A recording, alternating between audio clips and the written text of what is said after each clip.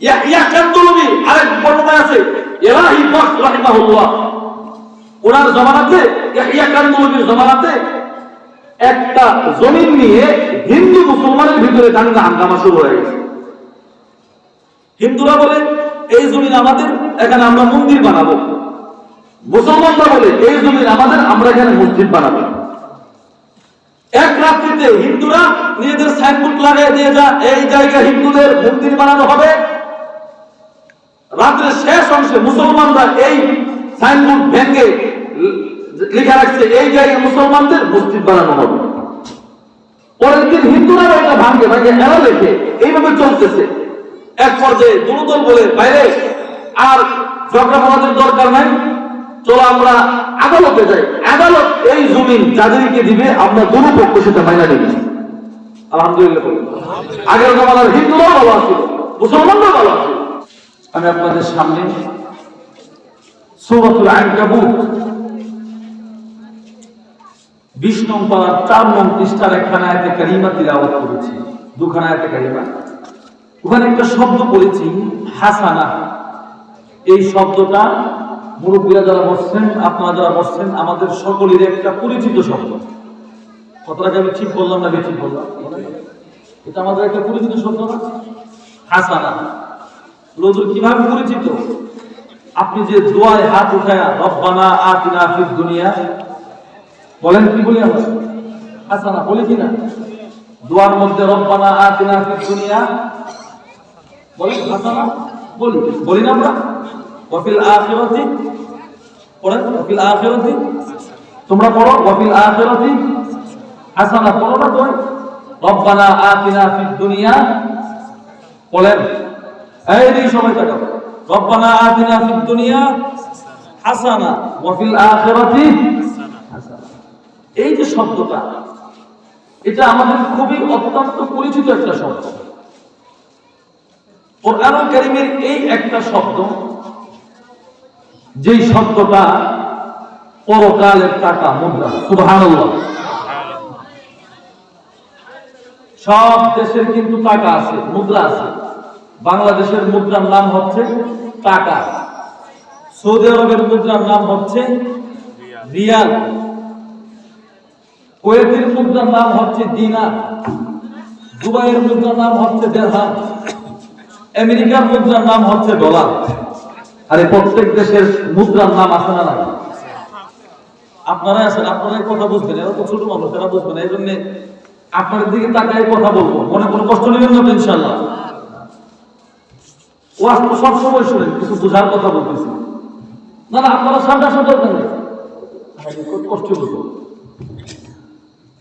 এই যে হাসানা শব্দটা কোরআনেরই একটা শব্দ, যেই শব্দটা পরকালের মুদ্রা। সুবহানাল্লাহ। এটা পরকালের মুদ্রা। আচ্ছা এবার বলুন তো, বাংলাদেশের টাকা কি সৌদি আরবে চলে? সকলে বলেন চলে না। বাংলাদেশের টাকা সৌদি আরবে গেলে অচল, ঠিক না? অচল।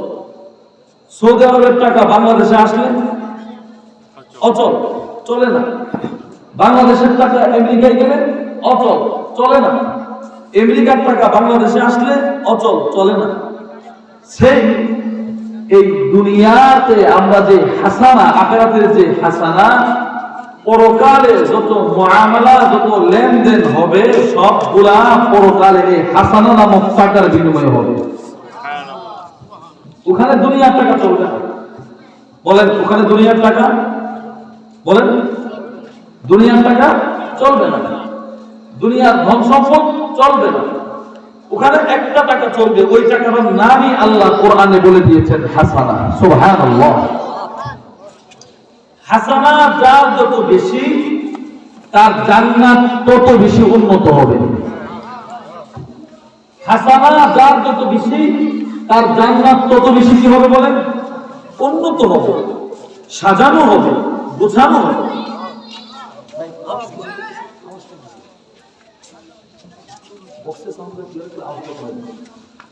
হাসানা যার যত বেশি হবে, তার জান্নাত তত বেশি হবে। এই দুনিয়াতে আপনি যে আসছেন, এই যে এখানে বসছেন, আল্লাহ পাক আপনার হাসানা লিখতেছে।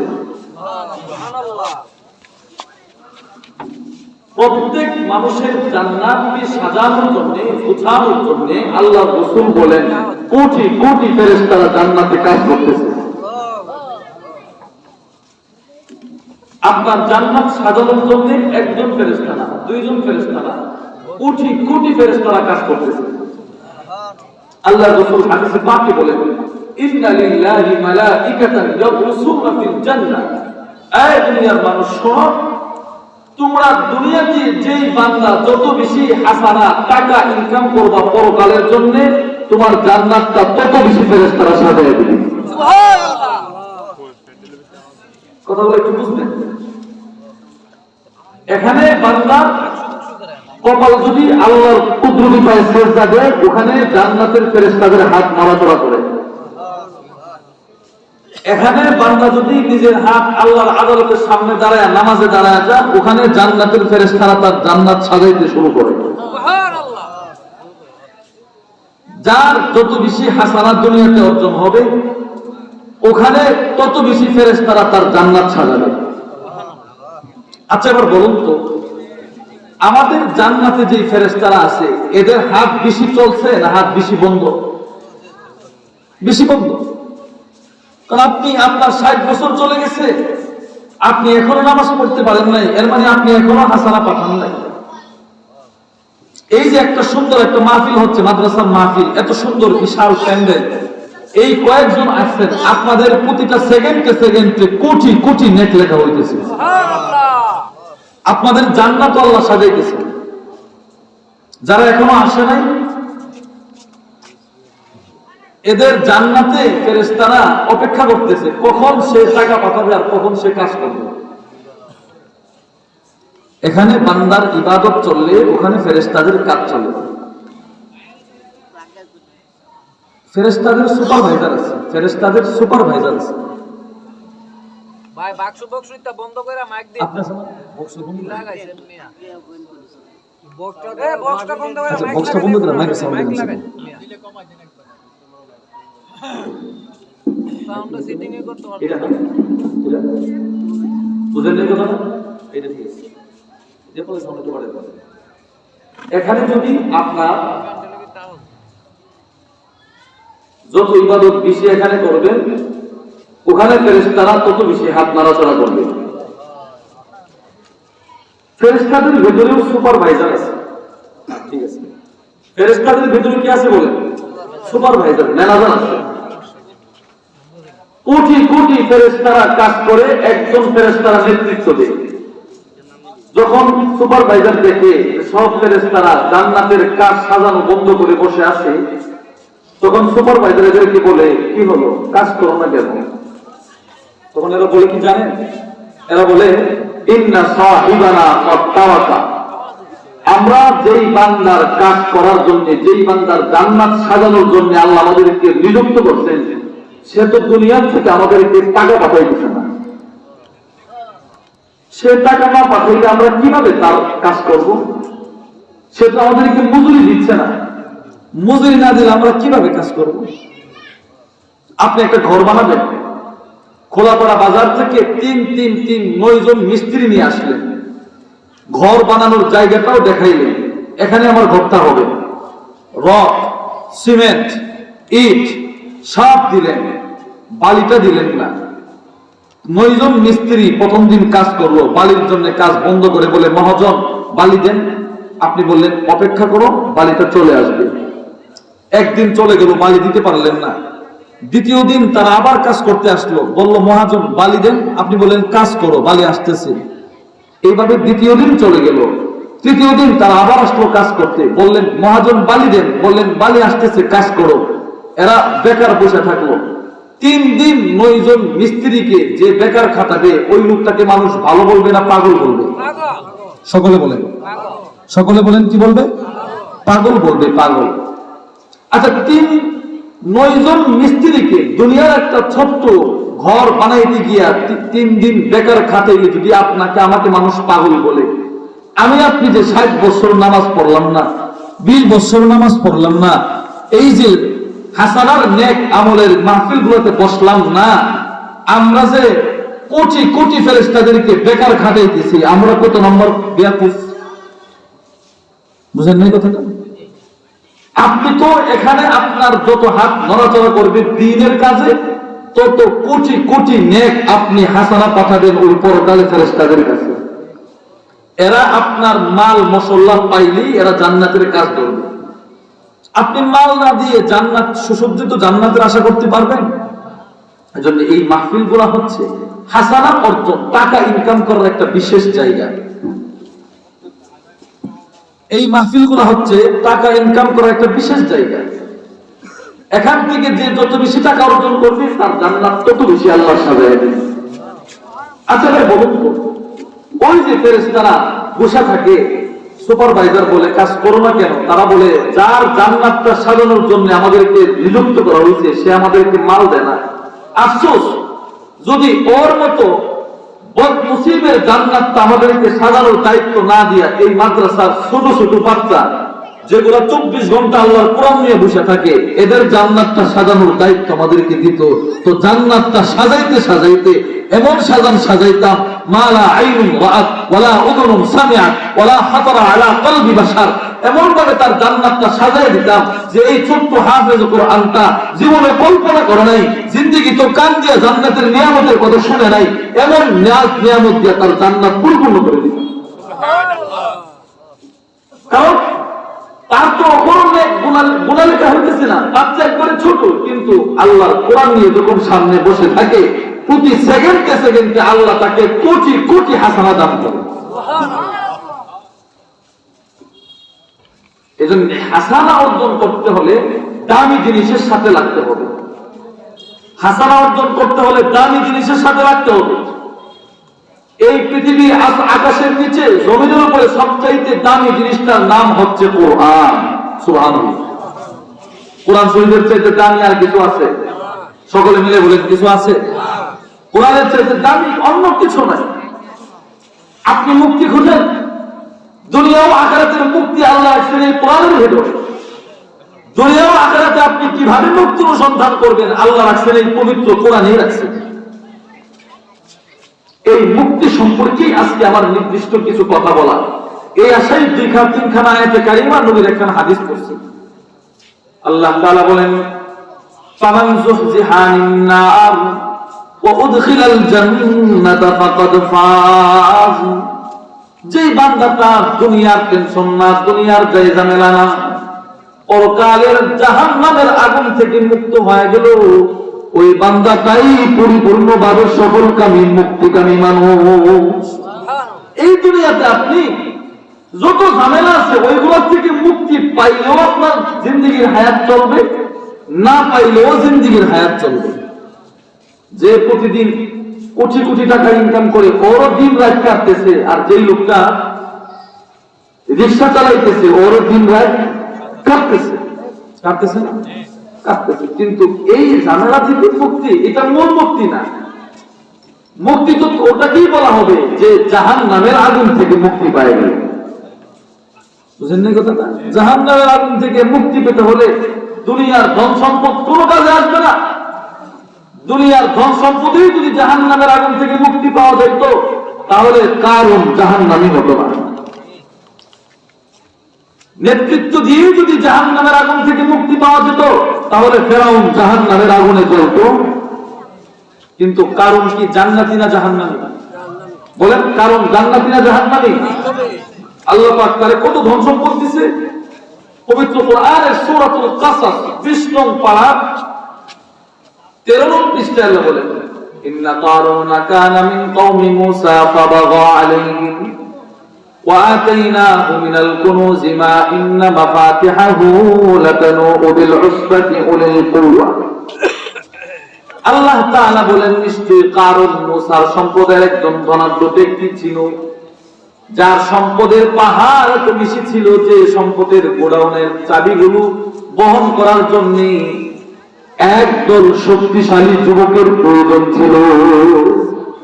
একদল শক্তিশালী যুবকরা কারণের ধন সম্পদের চাবি লাতানূ বিল উসবাতি উলিল কুওয়া, শক্তিশালী যুবকরা কারণের ধনভাণ্ডারের সম্পদের চাবি নিয়ে ঘোরাফেরা করত।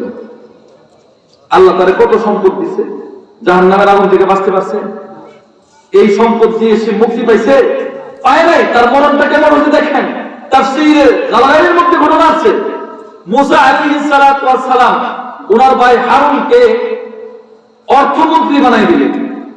কারণ বলে সবচাইতে সম্পদ দিছে আমার, অর্থমন্ত্রীর দায়িত্ব পেলে আমি সবচাইতে অগ্রাধিকার ছিল আমার। আমারে না দিয়ে নিজের বাইরে বানাইছেন, আপনি স্বজনপ্রীতি করছেন। মুসা আলাইহিস সালাম বলেন, না, কোন পয়গম্বর কোন ডিসিশন নিজের মন মতো নেয় না, আল্লাহ তাআলার ওহীর মাধ্যমেই নেয়।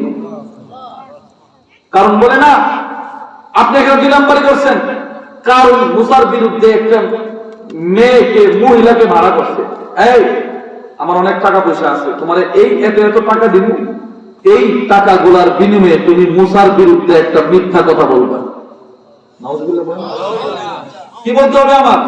তুমি শুধু বলবা যে মুসা আমার সাথে জিনা করছে। মেয়েটা রাজি হয়ে গেছে, টাকা পাইছে।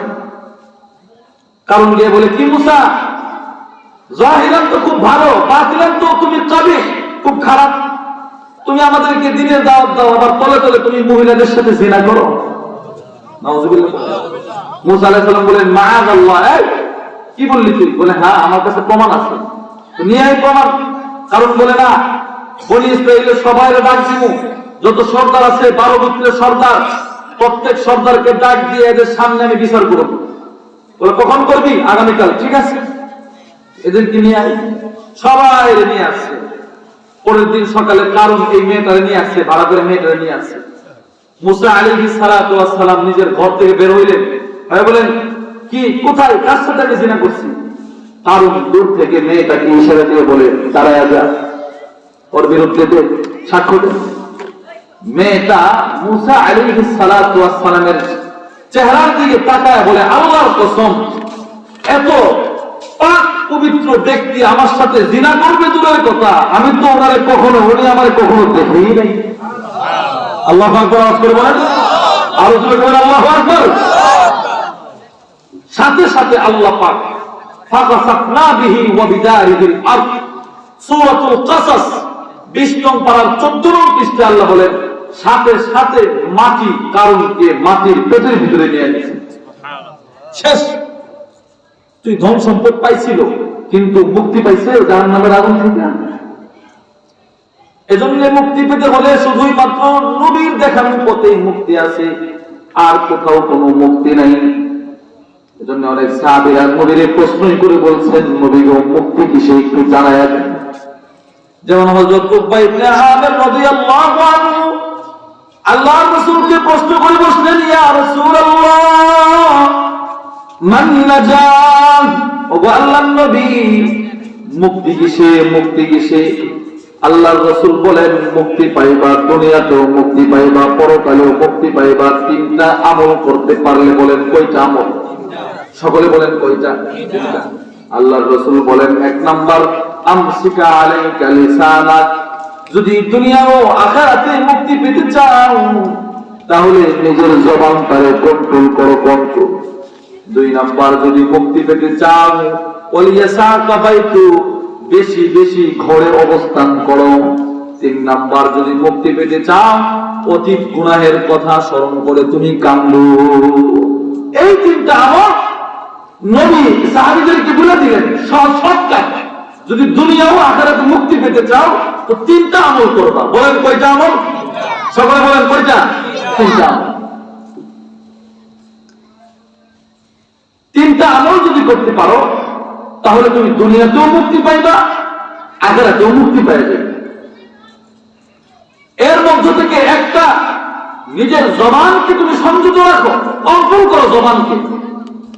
একটা মানুষ সম্মানের শিখরে সমাসীন হই জবানের মাধ্যমে, আবার সম্মানের রাজপ্রাসাদ থেকে টান দিয়ে নামিয়ে যে মানুষ এই জবানের কারণে।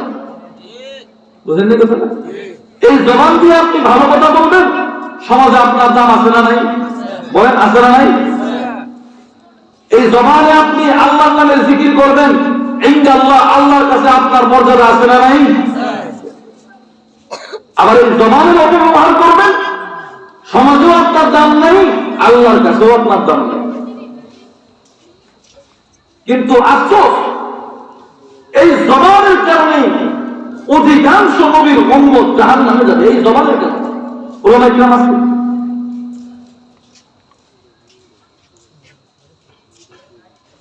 জবানের কারণে অধিকাংশ মানুষ জাহান্নামে যাবে। জবানের অপব্যবহার হাসরের ময়দানে জবানই তার বিরুদ্ধে সাক্ষ্য দেবে। ইয়াউমা তাশহাদু আলাইহিম আলসিনাতুহুম ওয়া আইদিহিম ওয়া আরজুলুহুম বিমা কানু ইয়ামালুন। আল্লাহ তাআলা সূরাতুন নূর 18 নং পারার 11 নং পৃষ্ঠায় বলেন, হাসরের ময়দানে আমার আপনার জবান আমাদের বিরুদ্ধে সাক্ষ্য দেবে। জবানের দ্বারা আপনি ভালো কাজ করলেন না খারাপ কাজ করলেন, এটা হাসরের ময়দানে জবান বলে দিবে। আপনারে আল্লাহ তাআলা প্রথমে প্রশ্ন করবে, ওই বান্দা জবান দিয়েছিলাম, অনেকে তো জবান দিয়েছি কিন্তু বাক শক্তি দেই নাই, তোমারে বুঝিলাম কি করছো, আমার জিকির কয় ওয়াক্ত করছো, আমার জিকির কতবার করছো। ওই সময় যদি আপনি আল্লাহর নামের জিকির না করেন তাহলে কিন্তু হাসরের ময়দানে আপনি কঠিন আযাবে গ্রেফতার হয়ে যাবেন।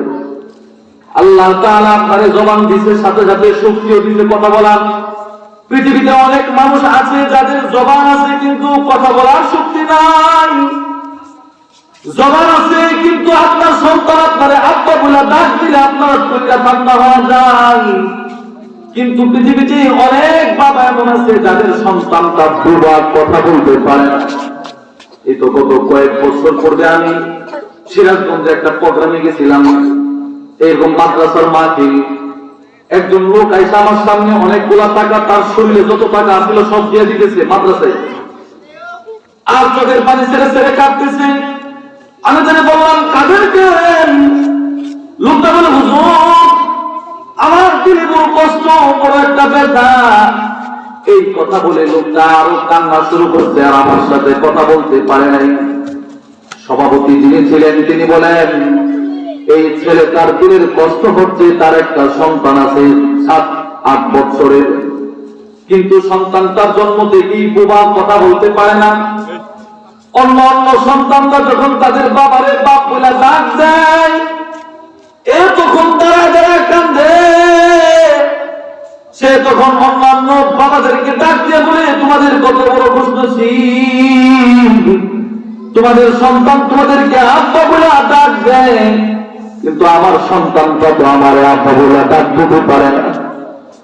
বাজার থেকে মজা বা কোন একটা চিপস কিনা নিয়ে বাবা বলে আমি ডাক দেয়, কিন্তু ইশারার মাধ্যমে সে মজাটা নিয়ে যায়।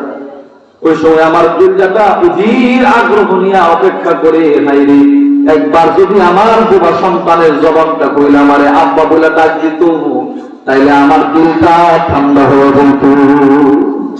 এটা কষ্ট তো দেখেন, ওই লোকের সন্তানটা জবান আছে, জবান ছিল, এই যে জিহ্বা আছে, কিন্তু কথা বলার শক্তি নাই। আপনারা আল্লাহ জিহ্বাও দিছে, কথা বলার শক্তিও দিছে। যাকে আল্লাহ জবান দিছে, কথা বলার শক্তি নাই, ওর জবানের বিচার হবে না। আপনাকে আল্লাহ জবান দিতে, কথা বলার শক্তি আছে, আপনার জবানের বিচার হবে। এই জবান দিয়ে আপনি কতটুকু ভালো কাজ করলেন, এই জবান দিয়ে আপনি কতটুকু খারাপ কাজ করলেন, সব বলা জরিপ করা হবে, সব লেখা হইতেছে, সব লেখা হইতেছে। এজন্য আল্লাহ রাসূল বলেন, মান সামাতা নাজা, যে চুপ থাকে সে নাজাত পাওয়া যায়। সুবহানাল্লাহ বলেন। বেশি বেশি কথা বলতে নাই, বেশি বেশি চুপ থাকলে দুনিয়া ও আখিরাতের মুক্তি আপনার। কথা যদি বলতে হয় সত্য কথা বলবেন, মিথ্যা কথা বলবেন না। মিথ্যা কথা যারা বলে তারা আল্লাহর বান্দা না। সূরাতুল ফুরকান 19 নং পারা 5 নং পৃষ্ঠায় আল্লাহ বলেন, ওয়াল্লাযীনা লা ইয়াশহাদুনা আয-যুর ওয়াল্লাযীনা লা ইয়াশহাদুনা আয-যুর। আল্লাহ তাআলা বলেন, আমি আল্লাহর বান্দা তারা না যারা কোর্ট কাছারিতে সরকারিতে বৈশা বৈশা মিথ্যা সাক্ষ্য দেয়, আল্লাহর বান্দা। এজন্য আল্লাহর বান্দা হতে হলে জবানের সৎ ব্যবহার করতে হবে, মিথ্যা কথা বলা যাবে না। আমরা তো অহরহর মিথ্যা কথা বলি, শাস্ত্রে বসে মিথ্যা কথা, ঠিক না? হাঁটতেছে হাঁটতেছে মিথ্যা কথা, গাড়িতে উঠছে আসে খোলা খোলা বলতেছে মিথ্যা কথা। এই যে মিথ্যা কথাটা বললেন, এই মিথ্যা কথার জন্য কিন্তু আল্লাহর আদালতে আপনাকে পাকড়াও করা হবে। এজন্য সাহাবী বলে, ইয়া রাসূলুল্লাহ, আপনি আমার ব্যাপারে কোন জিনিসটা বেশি ভয় করেন? আল্লাহর রাসূল বলেন, ধন সম্পদের কারণে ঈমান বিক্রি করবা, এটার জন্য আমি ভয় করি না। অথবা জালেমের তরবারির সামনে দাঁড়ায় ইসলাম ছেড়ে দেবে, এটার ভয় করি না। কিন্তু আমি তোমার নবী নিজেই নিজের হাত দিয়া জিহ্বাই দিয়া বলেন, ফাআখাযা বিলিসানিহি, নবী নিজের জিহ্বাই দিয়া বলেন, এইটার ভয় করতেছি। সাহাবী বলে, কি ইয়া রাসূলুল্লাহ, আখরাজু মা তাখাফু আলাইকা, সবচাইতে কোন জিনিস সম্পর্কে আপনি আমার উপরে আশঙ্কা করতেছেন? আল্লাহর রাসূল নিজের জিহ্বা টান দিয়ে বলেন, এইটার ভয়ের আশঙ্কা করি। সুবহানাল্লাহ বলেন। আল্লাহর রাসূল বলেন, এই যে জিহ্বাটার আশঙ্কা করতেছি, কারণ হাসরের ময়দানে অধিকাংশ মানুষ জাহান্নামে যাবে এই শুধু একটা জবানের কারণে। এই জবান দিয়ে বেশি বেশি মিথ্যা কথা। আমরা তো সাক্ষ্য দেওয়ার কথা বললে, কিছু টাকা দিলেই মিথ্যা কথা বলে কোর্ট কাছারিতে একজন নিরপরাধ মানুষকে অপরাধী আর একজন অপরাধীকে নিরপরাধ বানায় দেয়। ঠিক না কথা? আপনারা করেন না করেন, এটা চলতেছে দেশে। একজন নিরপরাধ মানুষকে মিথ্যা কথা সাজিয়ে গুছিয়ে করে ফাঁসায় দিতেছে। আবার একজন অপরাধী মানুষ, খুনি মানুষ বা সমাজে ফেতনা মাথার সৃষ্টি করে ওর পক্ষে সাফাই গিয়ে মিথ্যা সাক্ষ্য দিয়ে ওরে নিরাপদ করে দিয়েছে। এটার জন্য কিন্তু হাসরের মধ্যে দাঁড়াতে হবে। আর আগের জমানার মুমিন যারা ছিল, তারা দেখতেছে এখানে একটু মিথ্যা কথা বললেই জমিটা আমাদের হয়ে যাবে, এরপরেও মিথ্যা কথা বলে নাই। আল্লাহু আকবার বলে, আওয়াজ করে সকলে মিলে বলে আল্লাহু আকবার। ঘটনা আছে আজ থেকে 150 বছর পূর্বের ঘটনা। এক ঘটনা আছে, জুলফিকার আহমদ নকশবন্দি ঘটনা লিখছে। আমরা তো আদালত মাদালত নাই, ঝগড়া করে জানিতে পারে, দুর্দল গেছে আদালতে। কিন্তু আশ্চর্য, আদালতে যা দেখে আদালতের বিচারক যিনি, উনি হিন্দু। এখন হিন্দুরা কি খুশি না বেজার? বলেন না, খুশি না বেজার? বিচারক এদের ধর্ম। মুসলমানদের কিন্তু একটু সংকোচ, খাই খাই কেন মানছিলাম রে, এখন তো জমি এদেরই হয়ে যাবে, হাত চালা তো আমাদের হয়ে গেছে। আদালত বিচারপতি হিন্দু হইলে কি ঘুষখোর বিচারপতি ছিল না, বলতেছে এ জমি কাদের? হিন্দুরা বলে আমাদের, মুসলমানরা বলে আমাদের। আদালতের মধ্যে হট্টগোল শুরু হয়ে গেছে। বিচারপতি বলে, তোমাদের পথে আমি বিচার করবো না। হিন্দু সমাজ তোমাদের ধর্ম না, তোমাদের কথা অনুযায়ী আমি তোমাদের পক্ষে জমি ফয়সালা করবো না। মুসলমানরা শুনেন, আপনাদের কথা শুনেও আমি আপনাদের পক্ষে জমির ফয়সালা করবো। সুবহানাল্লাহ বলেন। তো তাহলে কিভাবে করবেন? বলে, আমি ফয়সালা করব, আপনারা দূর যাবেন আপনাদের এলাকায়। আপনাদের এলাকাতে সবচাইতে প্রাপ্ত বয়স্ক বয়োজ্যেষ্ঠ মুরব্বী যিনি আছেন, সবচাইতে বয়স্ক ব্যক্তি যে, ওনারে আদালতে হাজির করবেন। যার চাইতে বয়স্ক আর কেউ নাই আপনাদের এলাকাতে, বেঁচে নাই, এমন একজন বয়স্ক ব্যক্তির আমার কাছে হাজির করবেন। ওই মুরব্বী যদি বলে জমিন ছোটবেলায় দেখছে হিন্দুদের দখলে, আমি আদালতের বিচারপতি সিগনেচার দিয়ে এই জমিন হিন্দুদেরকে দিয়ে দিব। ওই মুরব্বী যদি বলে জমিন ছোটবেলা দেখছে মুসলমানদের অধীনে, আমি সিগনেচার দিয়ে জমিনটা মুসলমানদেরকে দিয়ে দিব। দুদল গেছে, ভাই ভাই হয়, দুদল গেছে, গিয়ে ঘুরতেছে ঘুরতেছে ঘুরতেছে, সর্বশেষ যাকে পাইলেন তার নাম হচ্ছে ইয়াহইয়া কান্দুলভী রাহিমাহুল্লাহ। মুসলমানদের একজন বড় একজন আলেম। আরেক বর্ণনা আছে এলাহি বক্স রাহিমাহুল্লাহ। ইয়াহইয়া কান্দুলভীরে পাইছেন সবচাইতে বয়স্ক, ওনার চাইতে কোনো হিন্দুও বড় নাই, সব ছোট, কোন মুসলমান ওনার চাইতে বয়স্ক নাই। এখন মুসলমানরা খুশি, যা দিয়ে এবার যে সাক্ষ্য দিব সে তো মুসলমান, জমি আমাদের হয়ে গেছে। হিন্দুদের মনে কষ্ট, হায় হায়, বিচারক তো পাইছিলাম আমাদের পক্ষেরই, কিন্তু বিচারক তো সত্য ইনসাফের সাথে বিচার করতে গিয়া এমন এক শর্ত আরোপ করছে, এই শর্ত অনুযায়ী তো জমিন আমাদের হাতছাড়া হয়ে যাবে। দুদল গিয়া ইয়াহইয়া কান্দুলভীরে বলে, হুজুর আপনার উপরেই ওই এলাকার জমিনটা নির্ভর করতেছে। আপনি ছোটবেলায় যাদের কাছে দেখছেন এই জমিনটা, এদেরকে আদালতের বিচারপতি রায় দেবো, আপনি একটু মেহরবানি করে আদালতে আসেন। ইয়াহইয়া কান্দুলভী লাঠি ভর করে করে মুরব্বী মানুষ আদালতে গেছে, বিচারপতি বলে, ইয়াহিয়া কান্দুলবি, শ্রদ্ধা ও সম্মানের সাথে আপনার কাছে আরজ করছি, আপনি সত্য করে বলবেন, যাহা বলিবেন সত্য বলিবেন, মিথ্যা কথা বলবেন না। ইয়াহিয়া কান্দুলবি বলে, আমি বিশ্ব নবীর উম্মত, আমি এমন নবীর উম্মত, আমার নবী জিন্দেগিতে মিথ্যা কথা বলে নাই। আল্লাহু আকবার আওয়াজ করা হবে। আমি এমন নবীর উম্মত, যে নবীর সত্যবাদী দিকে কাফেররাও তারে সাদিক করে করে রকেট দিয়ে দিছে। আল্লাহু আকবার বলবেন না? আমি এমন নবীর উম্মত, जिसने रब को बनाया सबसे हसीन, যাকে আল্লাহ তাআলা সবচেয়ে সুন্দর করে বানিয়েছেন, जिसको दुश्मन भी कहते हैं सादत আমিন, যাকে দুশমন বলো সত্যবাদী আর আমিন বিশ্বস্ত বলে রকেট দিয়ে দিছিল। আমি তো দারুণ, এই ব্যাপারে আপনি শতভাগ নিশ্চিন্ত থাকেন আমি মিথ্যা কথা বলবো। আদালতের বিচারপতি বলে, তাহলে বলেন, আপনি যখন ছোট ছিলেন তখন ওই জমিন, যে জমিন নিয়ে দুই সম্প্রদায়ের মাধ্যমে দাঙ্গা হাঙ্গামা হচ্ছে, ওই জমিনটা কার কাছে দেখছেন? মুসলমানদের মনে খুব খুশি, আমাদের নামে তো বলবো। হিন্দুদের মনে কষ্ট, হায় হায় জমিন গেছে। ইয়াহিয়া কান্দুলবি বলে, আল্লাহকে সাক্ষী রেখে বলতেছি, আমার যতটুকু স্মরণে আছে, আমি ছোট্টবেলায় এই জমিনটা হিন্দুদের দখলে দেখছিলাম। আল্লাহু আকবার। আচ্ছা, ইচ্ছে করলে পারতো তো মিথ্যা সাক্ষ্য দিয়ে জমিনটা নিয়ে নিত, আরে পারতো কিনা বলেন? আল্লাহর ঘর বানাবে, ভালো কাজ বলে, আল্লাহর ঘর বানাবে, ইচ্ছে করতে পারতেন, মিথ্যা কথা বলে জমিনটা নিয়ে আসতেন। কিন্তু উনি বলেন কি, আমি যখন ছোট ছিলাম তখন এই জমিনটা দেখছি হিন্দুদের দখলে ছিল।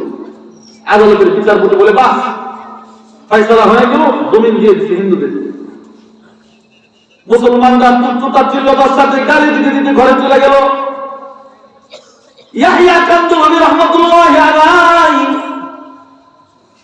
মনে বড় কষ্ট নিয়া লাঠি ভর করে করে উনি ওনার নিজের ঘরে চলে গেছেন।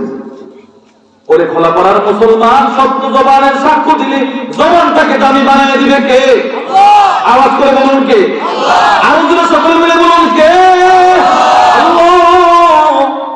ইয়াহিয়া কান্দুলবি মিথ্যা সাক্ষ্য দেয় নাই, আদালতের প্রাঙ্গণে দাঁড়ায় সত্য সাক্ষ্য দিয়ে উনি চলে যাইতেছেন। মুসলমানরা ওনাকে বলে, ইয়াহিয়া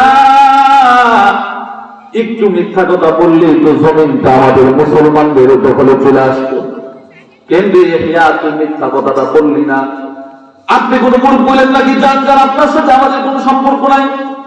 ইয়াহিয়া কান্দুলবি মনে মনে বলে, না, এই জমানার যারা মানুষ জাহান্নামে যাবে, সামান্য একটু জায়গার জন্য আমি মিথ্যা সাক্ষ্য দিতে পারি না।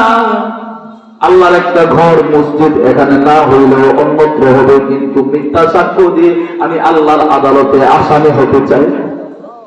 ইয়াহিয়া কান্দুলবি নিজের ঘরে চলে গেলেন, মাগরিবের নামাজটা পড়লেন। মাগরিবের নামাজ পড়ে একবেলা দিয়ে আমল তসবিহ পড়তেছেন, কিন্তু একটু পরে ইয়াহিয়া কান্দুলবি চিন্তা করতেছেন, দেখতেছেন যে ওনার ঘরের বাইরে একটা হট্টগোল শোনা যায়। ইয়াহিয়া কান্দুলবি মনে করছে, যে জমিনটা সাক্ষ্য দিয়ে আমি হিন্দুদেরকে দিয়ে দিলাম, ওই জমিনটা দেওয়ার অপরাধে হয়তো মুসলমানরা আমারে আক্রমণ করার জন্য আছে। এই জন্য ইয়াহিয়া কান্দুলবি আল্লাহর কাছে দোয়া করতেছে, আল্লাহ একটু জমিন গেলে তো কিছু হবে না, তোমার ঘরকে তুমি বানায় দিবে। আল্লাহ যদি আক্রমণ করে তুমি আমার একটা উত্তম ব্যবস্থা করবা। ইয়াহিয়া কান্দুলবি সাজদা দিয়ে পড়েছে, একটু পরে ওনার ঘরের দরজার মধ্যে আওয়াজ আসতেছে, ইয়াহিয়া দরজাটা খুলো। ইয়াহিয়া কান্দুলবি নিজের দরজাটা খুললেন, কইরা দেখি শত শত হিন্দু মশাল জ্বালায়া ইয়াহিয়া কান্দুলবির ঘরের সামনে দাঁড়ায় আছে। ইয়াহিয়া কান্দুলবি বলেন, কে, আমি তো সত্য সাক্ষ্য দিয়া তোমাদের জমিনটা তোমাদের নামে লিখে দিলাম, আবার কি চাও আমার কাছে? ইয়াহিয়া কান্দুলবির কথা শুনি না হিন্দু লোকগুলা বলে, আরে পারলেই তো একটু মিথ্যা কথা বলে তো জমিনটা নিতে পারতো, কিন্তু এরিয়া তুই জমিনটা তোদের হাতে নেস। ইয়াহিয়া কান্দুলবি বলে, আজকে তো তোমাদের বিপক্ষে সাক্ষ্য দিয়া জমিনটা আমি নিতে পারতাম, কিন্তু সূরাতুন নূর আমার ধর্মের কোরআন, ওই কোরআনের মধ্যে আল্লাহ জানায় দিয়েছে, ইয়াউমা তাশহাদু আলাইহিম আলসিনাতুহুম ওয়া আইদিহিম ওয়া আরজুলুহুম বিমা কানু ইয়ামালুন। আল্লাহ তাআলা বলে দিয়েছেন, কেউ যদি জবানের দ্বারা মিথ্যা সাক্ষ্য দেয়, হাসরের ময়দানে তার জবানটা তার বিরুদ্ধে সাক্ষ্য দিবে। এই ভয়ে আমি তোমাদের বিপক্ষে সাক্ষ্য দেই নাই, সত্য কথা বলে দিছি। এবার তোমাদের জমিন তোমরা পাইছো, আমার কিছু আক্রমণ কিন্তু করার চলে যাও। হিন্দু লোকগুলো বলে কি জানেন? হিন্দু লোকগুলো বলে, হ্যাঁ, আদালতের প্রাঙ্গণে তোমার সত্যবাদী তার মানজার আর চিত্র দেখা আমাদের দিলের ভেতরে ইসলাম গ্রহণের আশা জন্মাইছে। আদালতের প্রাঙ্গণে তুমি এত জমিদারে, তুমি এত বড় বিশাল জমিদারে তোমার পক্ষে নেও নাই, সত্য জবানের সাক্ষ্য দিয়া তুমি সূরাতুন নূরের ইয়াউমা তাশহাদুর আয়াতের উপরে আমল করছো। তোমার আমলটা আমাদেরকে ইসলাম ধর্মের প্রতি আসক্ত করে দিয়েছে। এই তুমি একাই কি সত্যবাদী থাকবে? আমাদেরকেও, আমাদের হাতটাও তোমার হাতে রাখা এই মুহূর্তে আমাদেরকে কালেমা পড়ে মুসলমান বানায় দাও। যেই জমিনটা নিয়েছিল মন্দির বানানোর জন্য, হিন্দু লোকগুলা বলে ওই জমিন আমাদের আর মন্দির হবে না। জলফিকার আহমদ নকশি মন্দির কিতাবের মধ্যে দেখেন, হিন্দু লোকগুলা বলে ওই জমিনে আল্লাহর মসজিদ আমরা বানাবো। দেখেন, সত্য জবানের সাক্ষ্য, এই জবানের দ্বারা সাক্ষ্য দেওয়ার কারণে কয়েকটা গালি খাইছে, কিন্তু আল্লাহ পাক এর বিনিময়ে শত শত জাহান্নামীকে আল্লাহ জান্নাতি বান্দা বানায়। এজন্য এই জবানের হেফাজত করতে রাজি আছেন তো? ইনশাআল্লাহ, ইনশাআল্লাহ বলেন। এই জবানের হেফাজত করলেই আল্লাহ পাক আপনাকে দুনিয়া ও আখিরাতে মুক্তির সনদ দিয়ে দিবেন। এজন্য আব্বা বলেন, ইয়া রাসূলুল্লাহ, মান নাজা, নাজাত কিসে, মুক্তি কিসে?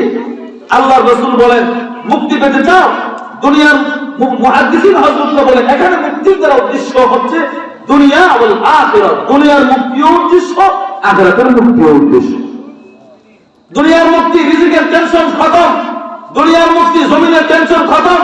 সব টেনশন থেকে আল্লাহ তোমার মুক্ত করে দেবেন যদি তুমি চিন্তা আমল করতে পারো। এক নাম্বার, জবানকে হেফাজত করা, জবানকে সংযত রাখা। যত কথা বলতেছেন সব কথা লিখে রাখতেছে, সব কথা লিখে রাখতেছে। প্রত্যেকটা কথার হিসাব দিবেন আল্লাহ, প্রত্যেকটা কথার হিসাব দিবেন। জবানের হেফাজত করা এক নাম্বার। দুই নাম্বার, আল্লাহ রাসূল বলেন যথাসম্ভব ঘরে অবস্থান করবা। ঘরে একটা জমানা আসবে, একটা জমানা একটা জমানা আসবে যে জমানাতে বৃষ্টির ফুটার মতো ফেতনা পড়বে, বৃষ্টির ফুটার মতো। ওই জমানাতে যত বেশি ঘরে থাকবা তত নিরাপদ থাকবে। এই যে আজকেও আমার মাদ্রাসার এলাকায় আসর পরে রওনা দিছি নাসিরনগর থেকে, আমি ব্রাহ্মণবাড়িয়া ঢুকতেই আমার কাছে রিং আসছে, ওই এলাকাতে আজকে একটা পানি, ওই যে মেলা মেলা বসে না, মেলা বসছিল। এই মেলাকে কেন্দ্র করে দুই গ্রামবাসীর সংঘর্ষ, এমন ঝগড়া হয়েছে যে বললাম ও তরবারি নিয়ে, ছড়ি নিয়ে ঝগড়া, অনেক মানুষ আহত হয়েছে। এটা তো রাত্রে, এই যে যারা বের হয়েছে এরাই ফেতনায় বসছে, আর যারা ঘরে বসে আছে এরা কি আছে বলেন? মুক্ত, মুক্ত, নিরাপদে আছে। বুঝলেন না? যেটা আল্লাহ রাসূল বলছেন, যত ঘরে থাকবা ততই তুমি নিরাপদে থাকবা। এজন্য এখন ফেতনার জমানা, এমন একটা জমানা আসছে, স্বামী বাহিরে, বিবি ঘরে বসে টেনশন করে, হাই হাই স্বামী কোথায় চলে গেছে। স্বামী ঘরে, বিবি বাহিরে, স্বামী টেনশন করে। সন্তান বাহিরে, বাবা টেনশন করে, হাই আমার সন্তানটা আবার মদখোর, ইয়াবাখোর, এদের সাথে মিশে গেল কিনা। আর টেনশন থাকে কি থাকে না বলেন? প্রত্যেক বাবার ভিতরে টেনশন থাকে। বাবা ঘরের ভিতরে, সন্তান বাহিরে টেনশন, সন্তানটা আবার বকাতে ছেলেদের সাথে মিশে গেল কিনা। ভাই ঘরে, ছোট ভাই বাহিরে, রাত 9টার পরে 10টার পরে বাহিরে গেলেই তো ভিতরে একটা চিন্তা দেয়, হাই হাই এত কিছু সন্তান বাহিরে কি করে, নষ্ট হয়ে গেল কিনা। আর এইরকম চিন্তা আসে কি আসে না বলে? এই জন্য আল্লাহ রাসূল বলছেন, না, যথাসম্ভব ঘরে অবস্থান করো। ঘরে, ঘরে, বাহিরে যাইবা না। বাহিরে গেছো তো ফেতনায় পড়ে যাবে। যত বাহিরে থাকবা তত ফেতনা, যত ভিতরে থাকবা তত নিরাপদ। 3 নাম্বার, আল্লাহ রাসূল বলেন, ওয়াদকি আলা খাতিআতিক, নিজের গুনাহের কথা স্মরণ করে কাঁদো। নিজের গুনাহের কথা স্মরণ করে কি করতে বলেন? কাঁদো। যত বেশি কাঁদবা তত বেশি আল্লাহকে তুমি পেয়ারা বান্দা হয়ে যাবে। অর্থাৎ তওবা করো, তওবা। এখানে একটা কথা শুনেন, আল্লাহ হাদিসে পাকে আল্লাহ রাসূল বলেন, ইন্নাল্লাহা আল্লাহ পাক বাসিতুন ইয়াদাহু, নিজের কুদরতি হাত আল্লাহ পাক লাইলান, রাতের বেলা ধারাস করে রাখেন, দিনের বেলা গুনাহ করছে এদেরকে ক্ষমা করে দেওয়ার জন্য। সুবহানাল্লাহ সকলে বলেন। আবার দিনের বেলা আল্লাহর দুইটা কুদরতি, আল্লাহর কুদরতি হাত আল্লাহ ধারাস করে রাখেন, রাতে যারা গুনাহ করছে এদেরকে ক্ষমা করে দেওয়ার জন্য। 24 ঘন্টা আল্লাহর মাগফিরাতের দরওয়াজা আল্লাহ খুলে রাখেন। বিশেষ করে বায়দা সুলুসিল লাইল, রাতের 1/3 অতিবাহিত হওয়ার পরে আল্লাহ পাক নাযালা রাব্ব আযযা ওয়া জাল্লা ইলা সামাঈ দুনিয়া, আল্লাহ পাক প্রথম আকাশে চলে আসেন। আয়েশা ঘোষণা করেন, আলা আমি মুস্তাগফির, কেউ কি আছো আমি আল্লাহর কাছে ক্ষমা চাইতে? ফাআগফিরুল্লাহ, আমি আল্লাহ তোমারে ক্ষমা করে দেব। এই কেউ কি আছো রিজিক চাইবা? আমি আল্লাহ তোমারে রিজিকের খাজানা দান করব। বুঝেন না কথা? এজন্য আল্লাহ তাআলার দয়া, এটা হচ্ছে জান্নাত 24 ঘন্টা খুলে থাকার আলামত। রাবিয়া বস্তি এক ব্যক্তি, হযরত শাহ সুলতান আহমদ আন-নানুপুরি, উনি বলেন রাবিয়া বস্তি একজন আলেমের ঘরের পাশ দিয়ে যাচ্ছিলেন, তো দেখে রাবিয়া বস্তি ওই আলেমকে দেখতেছে কি, আলেম তার মুহিব্বিন যারা মুসল্লিদেরকে বয়ান করতে চায়, তোমরা আল্লাহর দরজায় খটখটাইতে থাকো, আল্লাহ দরজা খুলবেন। রাবিয়া বস্তি বলে, হুজুর কথাটা আপনি এমনি বলেন যে আল্লাহ দরওয়াজা 24 ঘন্টাই খোলা আছে, তুমি খটখটালেই পাবে। সুবহানাল্লাহ বলবেন। 24 ঘন্টা আল্লাহর রহমতের দরওয়াজা খোলা। আল্লাহর রহমতের দরওয়াজা 24 ঘন্টা খোলা মানে জান্নাতের দরওয়াজা 24 ঘন্টা খোলা। কেন খোলা? জান্নাতে যে মিস্ত্রিরা কাজ করে, ওই জায়গায় বললাম এই যে মাদ্রাসা বানাইছে, এত সুন্দর মাদ্রাসা বা মসজিদ, মসজিদের ভিতরে যখন টাইলস মিস্ত্রিরা টাইলসের কাজ করতেছিল, তখন কি মসজিদের দরওয়াজা বন্ধ ছিল না খোলা ছিল? বলেন সকলে বলেন।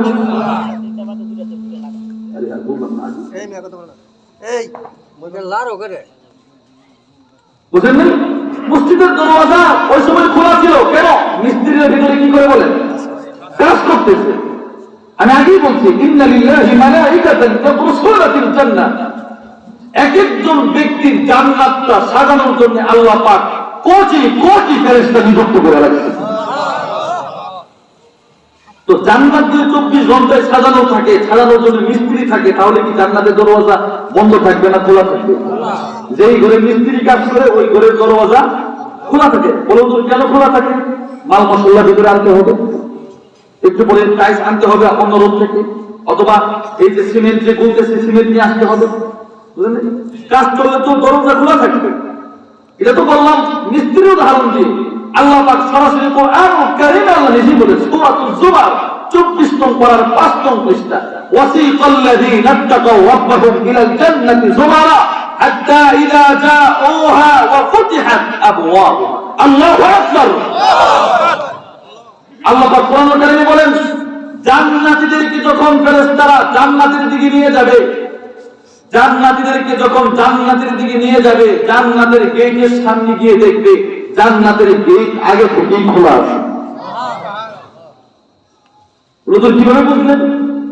এখানে যে ওয়াওটা, আল ওয়াও ফিহি লিল হাল, আলেমরা বুঝলেন এখানে ওয়াওটা হালের অর্থে আছে, অবস্থার অর্থে আছে। জান্নাতীরা জান্নাতের সামনে যাবে, এমন অবস্থায় জান্নাতের দরওয়াজা খোলা।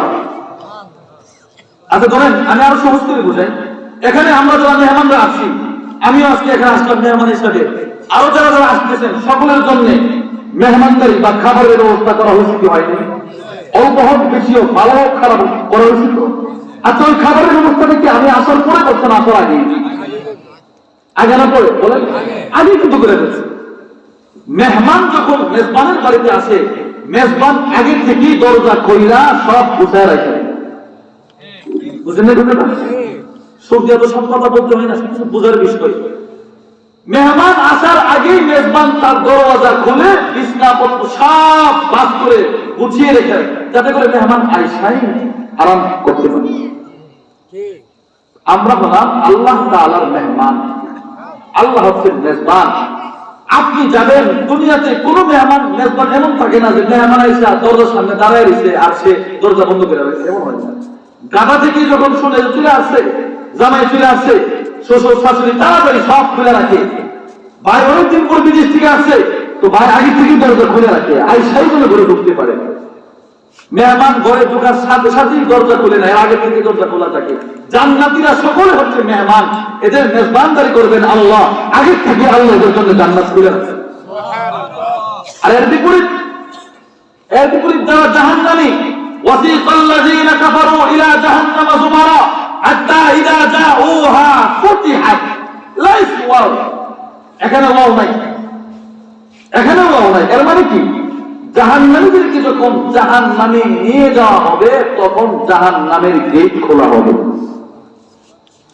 পুলিশ যখন কোন আসামিকে গ্রেফতার করার আগে কি জেলখানার গেট খোলা রাখে, না নেওয়ার পরে খুলে? ট্রেন বা পিকআপটা ওখানে লাগানোর পরে মূল ফটকটা খুলে। এর মানে আসামি যাওয়ার পরে গেট খুলে, আর মেহমান আসার আগেই দরজা খোলা থাকে।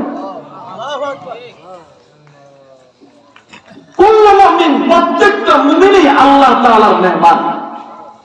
আপনি আপনার সাধ্য মতো এখান থেকে কিছু ইবাদত করে যাবেন, আল্লাহ পাক ওখানে আল্লাহর সাধ্য মতো আপনার মেহমানদারি করবে। সুবহানাল্লাহ বলেন। আল্লাহ তাআলার সাধ্যটা কেমন হবে কেউ কল্পনা করতে পারবে? আপনি তো আপনার চেষ্টা মতো একটু নিয়ে গেলেন, আল্লাহ তাআলা দিবে আল্লাহর চেষ্টা মতো।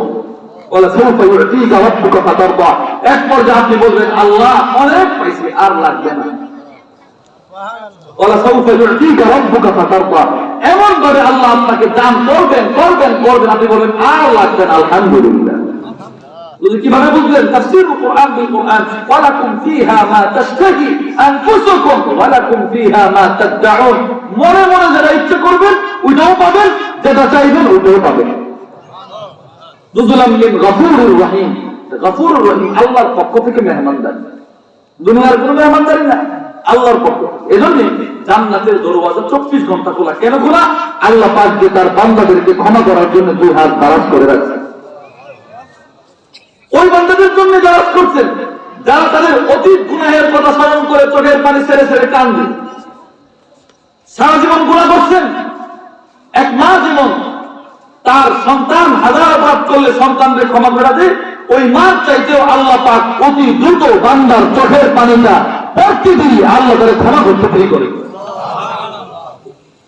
কেমন ক্ষমা করে, কেমন গুনাহ ক্ষমা করে, আর ক্ষমা করার পর কেমন সাবধান করে, এই বিষয়ে একটা ঘটনা বলেই আমি আমার আলোচনা কিছু জানার চেষ্টা করব। নবীর একজন সাহাবী হযরত ওমর ছিল নবীর সাথে, সালমান ফারসিও জীবদ্দশায় আছেন, আবু বকর সিদ্দিকও আছেন। এমন সময় নবীর একজন সাহাবী নাম তার সাহাবা, নবী পাকের বার্তাবাহক ছিলেন, বয়স ছিল 16 বছর। ঘর থেকে আসতেছেন, এক পর্যায়ে একজন বেগানা নারীর দিকে নাজরে সোজা আকস্মিক একটা দৃষ্টি পড়ছে, হঠাৎ তাকাইলেন, সাথে সাথে আবার নজরটা নিচে নিছেন। কিন্তু উনি মনে মনে চিন্তা করেন, হাই হাই, আমি তো নবী পাকের খাদেম, নবীর বার্তাবাহক, আমার দ্বারা একজন বেগানা নারীর দিকে আমি তাকায় করলাম।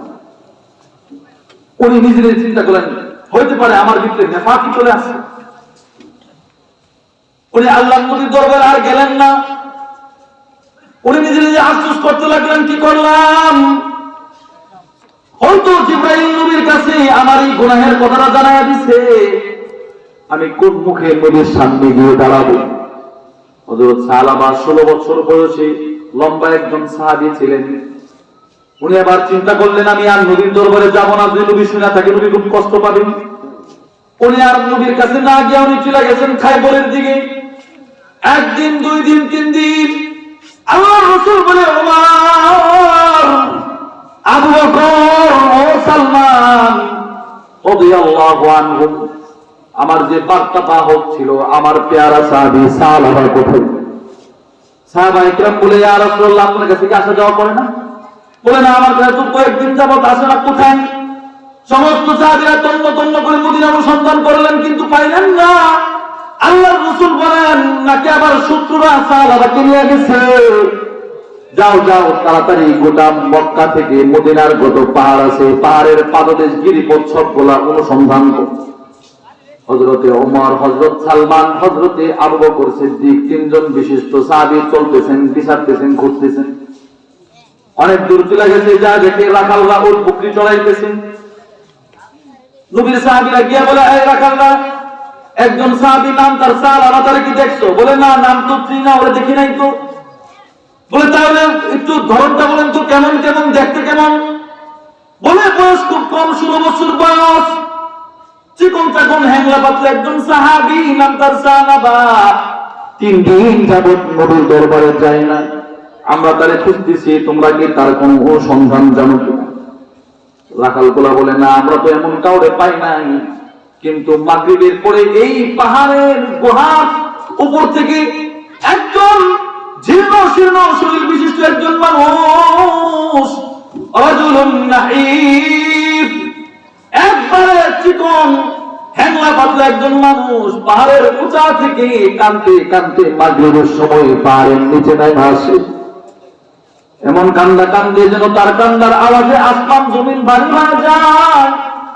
কখনো কখনো তার কন্দনের আওয়াজ শুনে বোঝা যায় লোকটা অনেক দিনের পেটের খিদা।